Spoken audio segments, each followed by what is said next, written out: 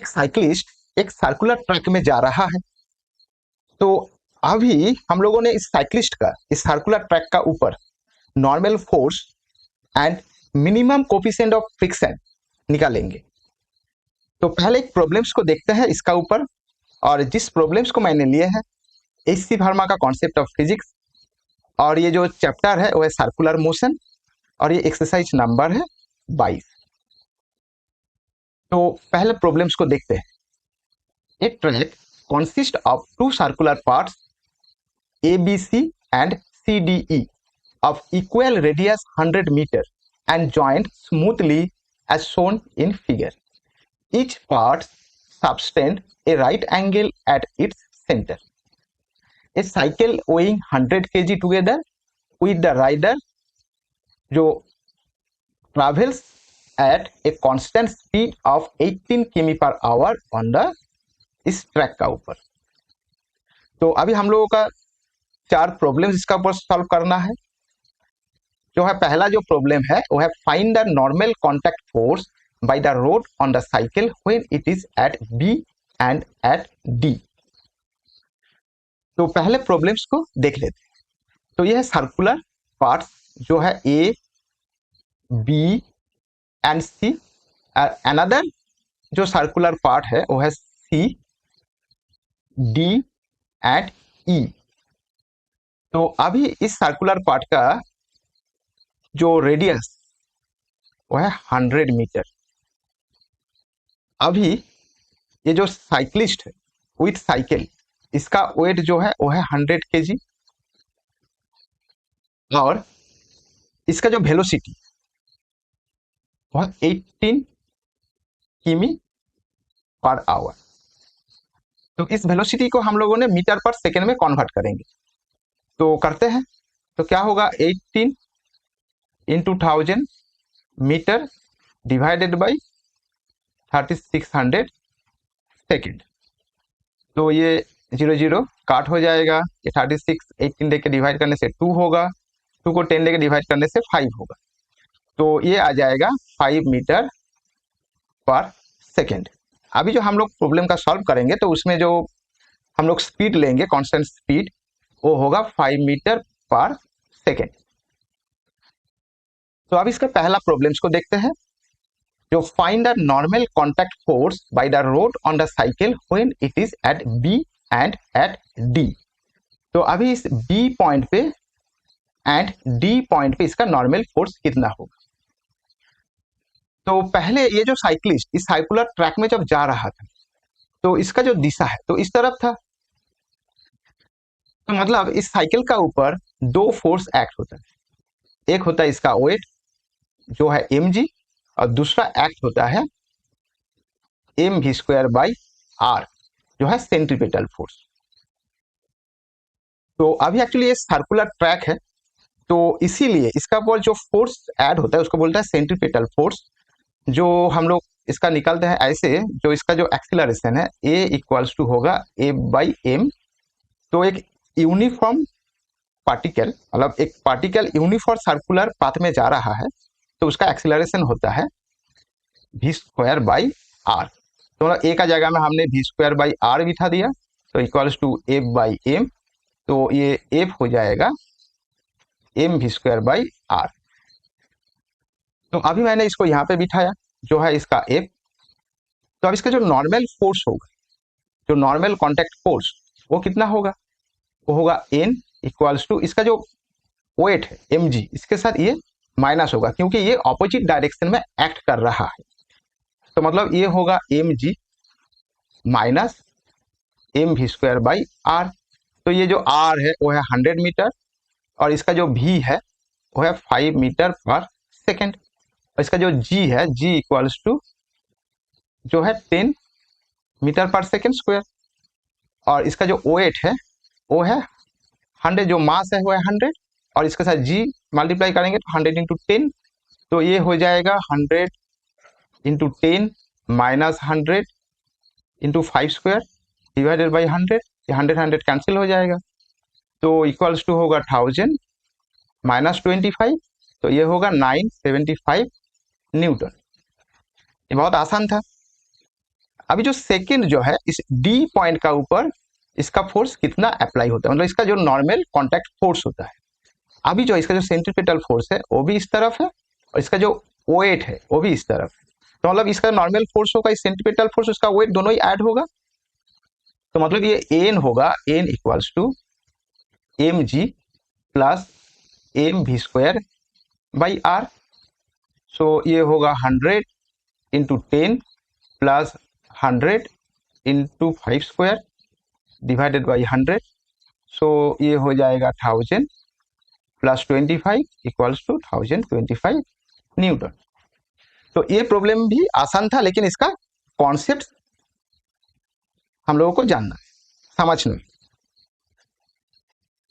तो अभी हम लोग नेक्स्ट प्रॉब्लम्स को देखते हैं, जो है find the force of friction exerted by the track on the tire when the cycle is at B, C and D और take G equals to 10 metre पर सेकेंड स्क्वायर। मतलब इस B पॉइंट पे और ये C पॉइंट पे और ये D पॉइंट पे इसका जो फ्रिक्शन फोर्स होगा वो हम लोगों को निकालना है। अब इस B पॉइंट पे फ्रिक्शन फोर्स जो होगा ये है हॉरिजॉन्टल पोजीशन, तो मतलब इसका फ्रिक्शन फोर्स जो होगा जो ये होगा 0। तो इस पॉइंट पे इसका जो फ्रिक्शन फोर्स एग्जर्टेड होगा वो 0 होगा और सेम इसी पॉइंट पे भी इसका फ्रिक्शन फोर्स होगा 0। तो हम लोग बोल सकते हैं पॉइंट बी एंड डी जो friction force of friction exerted वो होगा 0, लेकिन इस पॉइंट सी पे इसका फ्रिक्शन फोर्स कितना होगा वो निकालते हैं। तो अभी जो है एज पर क्वेश्चन ये है 90 डिग्री और ये भी है आर और ये भी है आर, मतलब ये एक आइसोस्केल ट्रायंगल है। तो मतलब इसका जो एंगल होगा दोनों इक्वल होगा। तो मतलब ये होगा 45 डिग्री, ये भी एंगल होगा 45 डिग्री और ये भी है इसका ऊपर 90, ये भी है 90 डिग्री इसका ऊपर, तो ये भी एंगल होगा 45 डिग्री। तो मतलब ये जो होगा एम जी साइन थीटा होगा, ये है वेट एम जी। तो इसका एक कंपोनेंट ले लेंगे, तो इस साइड हो जाएगा एम जी कॉस थीटा और इसी साइड में होगा एम जी साइन थीटा। और इसका जो फ्रिक्शन फोर्स है वो इसका अपोजिट डायरेक्शन में एक्ट होगा, इसी डायरेक्शन में। तो अभी हम लोग इसको बोल सकते हैं एब जो है इस पॉइंट सी पे वो होगा F equals to M G sine theta. So theta का वैल्यू है 45 डिग्री, ये जो थीटा इक्वल्स टू है 45 डिग्री, तो होगा 100 इंटू 10 इंटू साइन 45 डिग्री, तो होगा 1000 इंटू 1/√2, तो साइन 45 डिग्री का वैल्यू है। तो अभी इसको कैलकुलेट करेंगे तो ये आएगा 707 न्यूटन। अभी नेक्स्ट प्रॉब्लम्स को देखते हैं।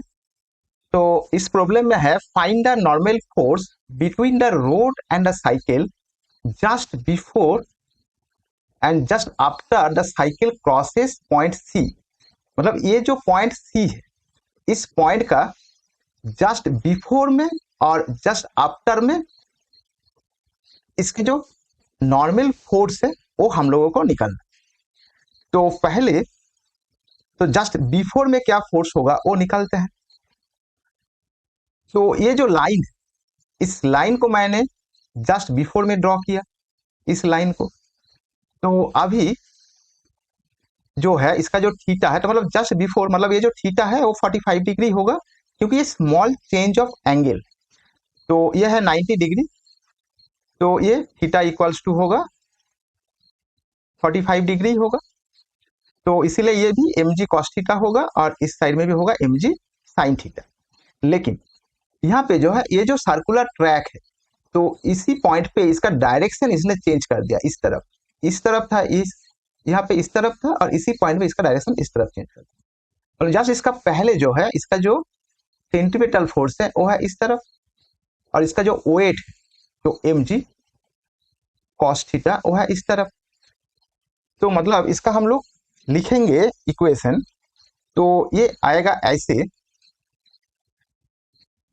M G cos theta minus N, ये एन जो है ये इसका इस तरफ है, मतलब इसका इसी साइड पे है, जो होगा वो होगा इसका M V square by R. तो मतलब मैंने ये जो एन है, एन हम लोग निकालेंगे तो ये ऐसे होगा M G cos theta minus M V square by R. मतलब इसका जो नॉर्मल जो फोर्स है वो एक्चुअली कम होगा, क्योंकि ये जो एम जी है, इस एम जी इसी डायरेक्शन में एक्ट कर रहा है।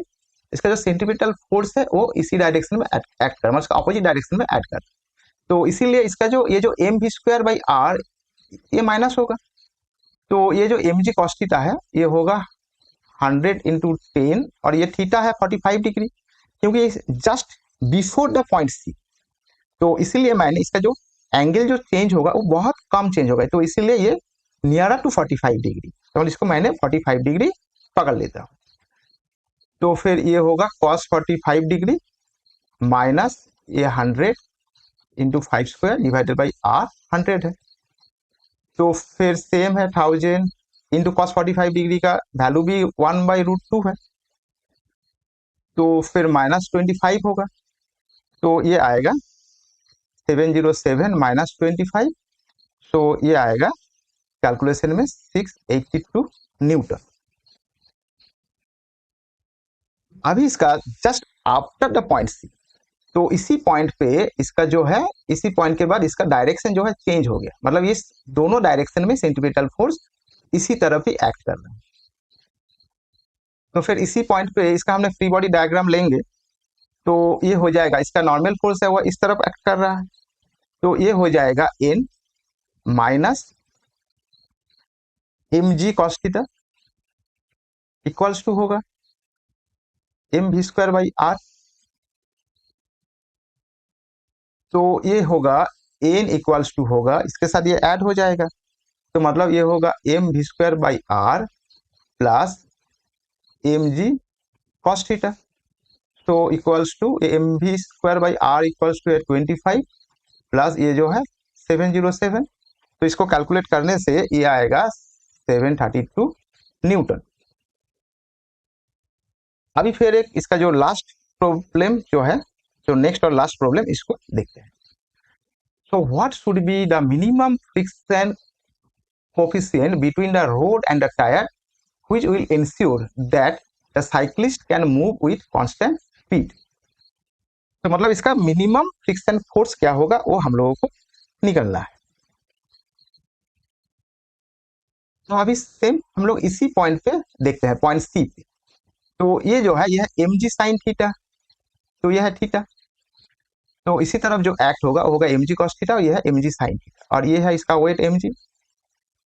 तो अभी ये जो एम जी साइन थीटा इसका अपोजिट डायरेक्शन में इसका फ्रिक्शनल फोर्स एक्ट होगा जो है नॉर्मल फोर्स, और इसका ठीक पहले मतलब इसी पॉइंट पे, ठीक पहले पॉइंट पे जो होगा उसमें सबसे मिनिमम फ्रिक्शन आएगा, क्योंकि उस टाइम क्या होगा, इसका जो सेंट्रीपिटल जो फोर्स है वो इसी तरफ एक्ट कर रहा है और इसका जो एम जी कॉस थीटा है और इस तरफ एक्ट कर रहा है।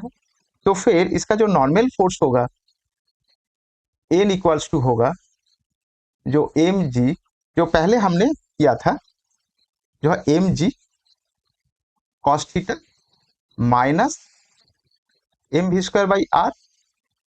तो मतलब ये जो है ये सेम जो आएगा ये आएगा 682। तो ये होगा ये नॉर्मल फोर्स इस तरफ। तो अभी उस नॉर्मल फोर्स के साथ हम लोग म्यू लेके मल्टीप्लाई करेंगे तो इसका फ्रिक्शन फोर्स आएगा। तो फिर तो N into mu equals to ये एम जी साइन थीटा आएगा, तो मतलब ये जो है एम जी साइन थीटा जो है 707। तो अभी म्यू का हम कैलकुलेट करेंगे तो ये आएगा 707 बाई 682। तो इसका आंसर होगा 1.037 जो है आंसर। Thank you.